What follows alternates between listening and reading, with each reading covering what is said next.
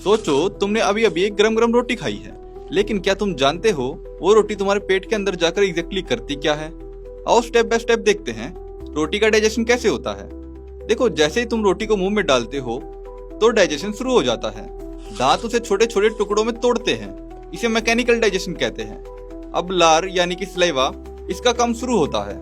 Saliva में एक enzyme होता है सलाइवरी अमाइलेज, जिसे टाइलिन भी कहते हैं। यह एंजाइम रोटी में मौजूद स्टार्च को तोड़कर सिंपल शुगर यानी मेल्टोज में बदलना शुरू कर देता है। मतलब रोटी का स्टार्च यहीं से ग्लूकोज की दिशा में सफर शुरू करता है। अब ये चबाई हुई रोटी का बोलस निकल लिया जाता है। ये इसोफेगस यानी कि फूड पाइप से नीचे पेट तक जाता है। यहाँ बस मूवमेंट होती है, डाइजेशन नहीं। इस मूवमेंट को कहते हैं पेरिस्टाल्सिस मूवमेंट, जो खाना नीचे पुश करती है। अब रोटी पहुंचती है पेट में। यहाँ पर मिलता है गैस्ट्रिक जूस, जिसमें होता है HCl यानी कि हाइड्रोक्लोरिक एसिड, और साथ में होता है पेप्सिन एंजाइम।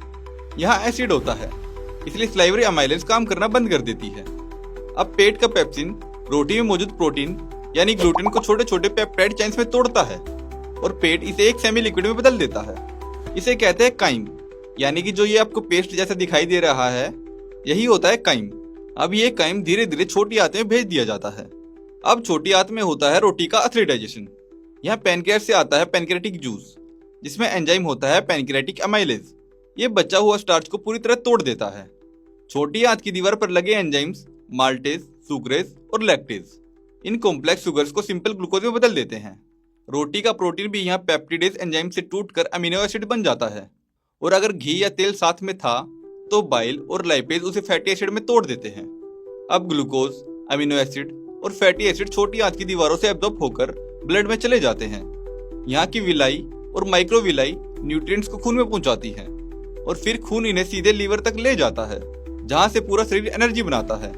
अब रोटी का वो हिस्सा जो डाइजेस्ट नहीं हुआ था, जैसे कि वेस्ट, ये पहुंचता है लार्ज इंटेस्टाइन में। यहाँ पानी और कुछ मिनरल्स एब्जॉर्ब हो जाते हैं और फिर बाकी का बचा हुआ हिस्सा मल के रूप में बाहर निकलता है।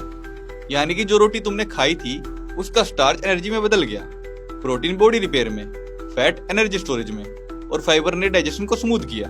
तो अगली बार जब तुम रोटी खाओगे तो याद रखना, तुम्हारा शरीर उसे एनर्जी में बदलने के लिए घंटों मेहनत करता है। रोटी सिर्फ खाना नहीं है, ये तुम्हारी बॉडी की फ्यूल सिस्टम का हिस्सा है। तो अब आपको पता चल गया है कि रोटी का डाइजेशन कैसे होता है। तो अगर आपको ये वीडियो अच्छी लगी है तो वीडियो को लाइक कर दीजिए और कमेंट करके बताइए कि आपको नेक्स्ट वीडियो किस टॉपिक पर चाहिए। साथ में ऐसी और वीडियोस को आप हमारे चैनल पर देख सकते हैं।